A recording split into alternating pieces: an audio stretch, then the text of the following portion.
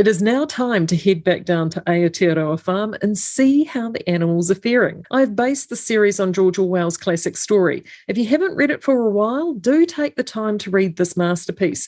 The relevance to today is stark, and it shows the true brilliance of Orwell. It has been a busy week on Aotearoa Farm. The pigs are busy buffing their trotters and greasing their snouts to a high shine to win over all the farmyard in the looming election. The free-range pigs have come in from the bush and the beach to the central farmyard to stake their claim over how things should run if they were in charge. They live happily off the largesse of all other farmyard animals and believe it's those animals living in the richest pastures that should relinquish the spoils of their hard work across to all that they deem fit.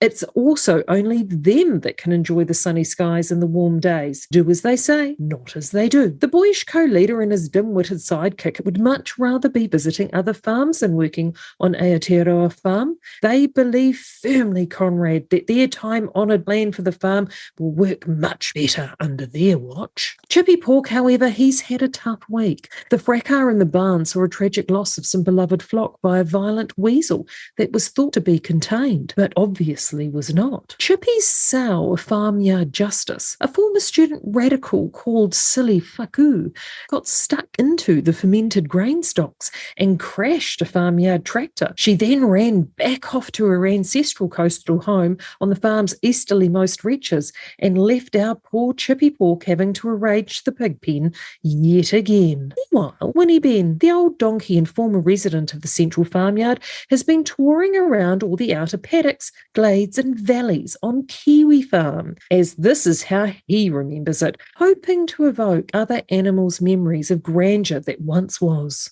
He's bringing tales of nostalgia and a plan to restore Kiwi Farm to its former glory. Paddocks and pens have been filled to hear the charismatic old donkey speak, reminding them all that donkeys live a long time and no one's ever seen a dead donkey. The media sheep have been run off their trotters, trying to keep missives from the farmhouse in check and tensions around the events of the week at a low ebb, in the hope that not too many of the other animals notice yet another new rule has been painted on the back of the barn.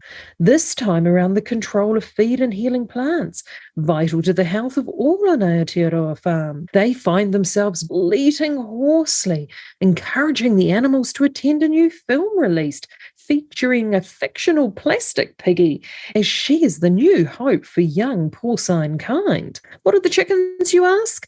Well, they've been busy coalescing in a variety of groups, trying to pick out a plan to have a seat at the farmyard table. Many are still being maligned, picked off and roasted, but to Chippy's great dismay, they have proven more tenacious than he would have hoped. The sheep have sensed a coup afoot between the sly old Winnie Ben and some chickens. Let's wait to see how this unfolds. Want to find out more? Join me next week for more adventures on Aotearoa Farm here on Counterculture. And if you would like to hear previous instalments from Aotearoa Farm, you can do so on the replay page. Just go to realitycheck.radio/replays, select Counterculture and look for Marie's monologue.